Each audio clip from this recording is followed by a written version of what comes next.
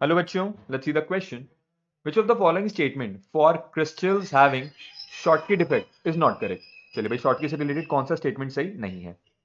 तो अगर हम देखेंगे, ऑप्शन ए कह रहा है कि Schottky defect arises due to absence of cation and anion from the position which is expected to occupy. Sir ये तो एकदम सही चीज है, बल्कि ये तो Schottky की डेफिनेशन होती है, तो ये तो मेरा ऑप्शन नहीं होगा. ठीक है.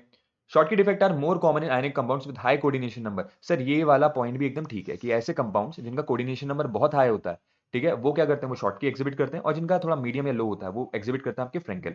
तो सर ये वाला भी मेरा ऑप्शन नहीं होगा. अगला है कि the density of the crystals having Schottky defect are larger than the perfect crystal.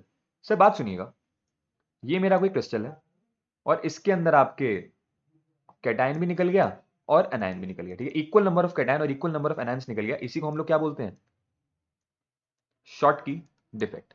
अगर सर मेरे लैटिस में से कैटायन एनायन निकल गए, अगर मेरे लैटिस में से कैटायन एनायन निकल गए, तो इसका जो मास होगा वो क्या हो जाएगा? डिक्रीज हो जाएगा. और सर डेंसिटी होती क्या है?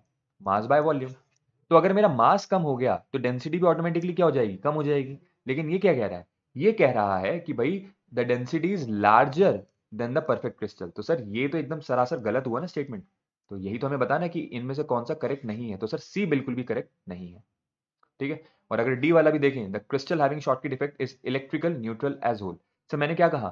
इक्वल नंबर ऑफ कैटायन और इक्वल नंबर ऑफ एनायंस निकल रहे हैं. तो ये क्या मेंटेन करता है? ये इसकी इलेक्ट्रिकल न्यूट्रलिटी मेंटेन करता है. कभी भी आपका ये चार्ज फॉर्म में नहीं रहेगा. अगर जितने कैटायन और जितने एनायन निकल रहे हैं तो ये हमेशा क्या रहेगा? Electrically neutral. तो सर ये वाला ऑप्शन सही है, तो ये भी गलत हुआ. ठीक है. तो option C is the right answer. Hope this answer your question. Thank you and all the very best.